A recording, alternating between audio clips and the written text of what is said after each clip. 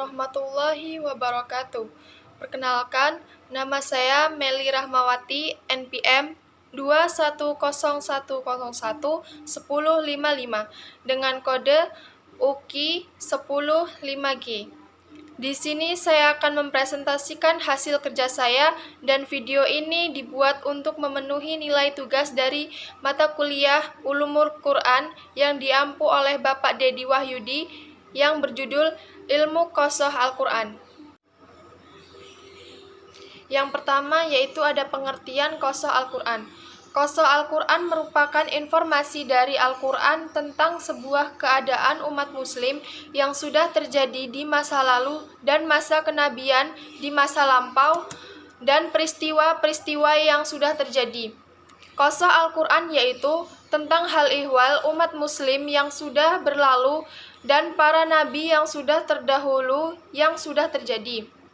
Al-Quran juga menjelaskan tentang kejadian di masa lampau, yaitu sejarah bangsa dan keadaan negeri, dan ada peninggalan atau jejak umat muslim. Dan di dalam sejarah tersebut menceritakan keadaan mereka supaya lebih menarik dan indah susunan pembahasannya. Qasah Al-Quran adalah kandungan Al-Quran yang berkaitan dengan penceritaan Al-Quran tentang hal ehwal umat muslim terdahulu dan kisah-kisah para nabi, serta peristiwa yang telah berlaku atau berlalu di semasa nuzul Al-Quran, atau peristiwa yang akan terjadi selepas zaman Nabi SAW.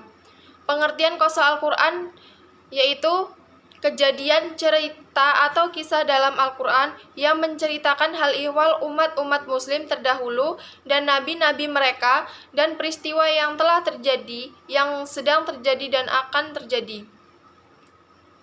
Yang kedua, ada macam-macam Qasah Al-Quran. Yang pertama yaitu ada kisah para nabi yang terdahulu, dan kisah ini berisi tentang dakwah para nabi terhadap kaumnya, mukjizat, sikap yang membantah dakwahnya Nabi, pembalasannya kepada orang kafir dan orang yang mendustakan, seperti ceritanya Nabi Ibrahim.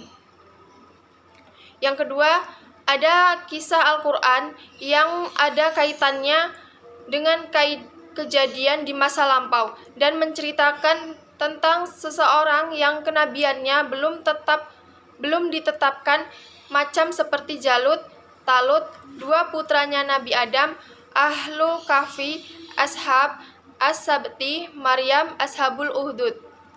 Yang ketiga yaitu ada juga kisah yang berkaitan sama dengan kejadian yang terjadi pada masa Rasulullah seperti Perang Badar, Perang Uhud, dan di dalam surah Al-Imran yaitu Perang Hunain, Tabuk dalam surat At-Taubah, Perang Al-Ahzab dalam surah Al-Ahzab. Yang keempat yaitu segi waktu. Yang pertama ada kisah gaib yang terjadi di masa lampau, kisah gaib yang terjadi di masa kini, kisah gaib yang akan terjadi di masa yang akan datang. Muhammad Quraisy Shihab menerangkan bahwa Al-Quran ini mengungkapkan sekian dari banyaknya ragam hal gaib. Al-Quran mengungkap kejadian masa lampau yang tidak diketahui lagi oleh manusia. Karena pada saat masanya itu telah lama demikian dan mengungkap juga peristiwa masa-masa yang akan datang atau masa kini. Yang ketiga yaitu ada karakteristik kisah Al-Quran. Dapat kita ketahui bahwa Al-Quran banyak menjelaskan tentang kisah-kisah kehidupan umat Islam yang terdahulu maupun kisah tentang kehidupan yang akan datang. Hal ini dapat kita ambil kesimpulannya dari bahwa pemilihan kisah atau qasah ini untuk dijadikan sebagai metode yang penting karena dengan kisah tersebut bisa langsung menyentuh hati pembaca maupun pendengarnya.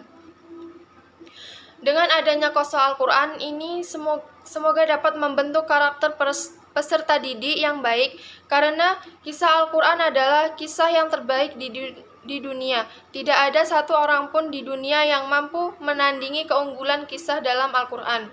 Yang paling penting yaitu bisa menambah keimanan. Selain itu, dengan metode menyampaikan kisah peserta didik akan membentuk atau menambah cerita sehingga mereka dapat membayangkan karakter serta situasi pada saat itu yang akan berkesan di hati mereka. Ketika pesan Allah dalam firman-Nya tersebut tersampaikan, maka akan membangun karakter peserta didik. Umar Islam Lubis menjelaskan bahwa kisah pendidikan mempunyai banyak faedah yang sangat mendukung untuk proses pembelajaran. Kisah ini sebagai sarana dan sekaligus untuk metode pembelajaran pendidik dan mempunyai tujuan untuk menyampaikan penjelasan yang menyangkut dalam kisah tersebut dapat dijadikan ibrah. Cara ini untuk menjadi ciri khas yang dimiliki Al-Quran dalam menjabarkan kisah-kisah para nabi dan orang-orang terdahulu dengan tujuan sebagai peringatan dan pelajaran. Yang ketiga yaitu ada tujuan qasas Al-Quran. Ismail Lubis berpendapat bahwa tujuan dari qasas Al-Quran yaitu untuk menanamkan makna ataupun pesan ke hati sehingga dapat membentuk perilaku yang baik. Oleh karenanya, tidak mengherankan bila timbul perubahan sikap ke yang lebih baik bagi pembaca atau pendengarnya. Mendidik dengan cara menceritakan kisah dapat dijadikan salah satu cara untuk menyampaikan materi yang sangat menarik. Yang pertama itu ada untuk sebagai penyampaian dasar-dasar dakwah dan pokok-pokok syariat yang dibawa oleh para rasul. Dan yang kedua ada untuk memantapkan hati Rasulullah dan umatnya dalam menegakkan agama Allah. Yang ketiga, mengabaikan usaha-usaha para nabi dan mengungkapkan bahwa nabi-nabi dahulu adalah benar. Yang keempat, menampakkan kebenaran Nabi Muhammad SAW dalam dakwahnya dengan dapat menerangkan keadaan umat yang lalu. Yang kelima yaitu menyikap kebohongan ahli Alkitab yang telah menyembunyikan isi kitab mereka yang masih murni, menarik perhatian pendengar dan pembacanya yang diberikan pelajaran pada mereka. Yang terakhir yaitu ada pengulangan kisah dalam Al-Quran. Pengulangan kisah-kisah dalam Al-Quran yaitu menjelaskan ketinggian kualitas Al-Quran, memberikan perhatian yang besar terhadap kisah untuk menguatkan kesan dalam jiwa, menunjukkan kehebatan mukjizat Al-Quran, dan memperlihatkan adanya perbedaan tujuan yang diungkapkannya kisah tersebut. Dalam menyampaikan kisah Al-Quran itu tidak hanya menyebut sekali saja, namun diulang-ulang kisah itu terdapat dari beberapa surat. Menurut kutub, ini tujuannya adalah untuk menetapkan pikiran yang kurang tentang kisah tersebut pada umat manusia. Adapun pendapat dari Muhammad Khalifullah menjelaskan Nabi Musa bahwa Nabi bangsa Yahudi yang pada saat itu kepercayaannya mereka bercondong ke Jazirah Arab. Hikmah pada saat mengulang kisah dalam Al-Quran. Yang pertama yaitu menerangkan kebalaghahan Al-Quran dari tingkat paling tinggi karena balaghah mempunyai keistimewaan yaitu mengungkapkan makna dari berbagai bentuk namun dalam arti yang berbeda. Yang kedua, menunjukkan kehebatan Al-Quran jika mengungkapkan satu makna itu tidak akan ada lawannya oleh sastrawan Arab untuk menunjukkan kehebatan isi yang terkandung dalam Al-Quran. Yang ketiga, pengulangan adalah salah satu cara dari pengukuhan indikasi betapa besarnya sebuah perhatian. Yang keempat, adapun perbedaan tujuan pada saat kisah itu diungkapkan, dan pembuktian ini terungkap dari sebagian makna yang sudah ditetapkan, sedangkan makna lainnya itu diungkapkan di tempat yang lain.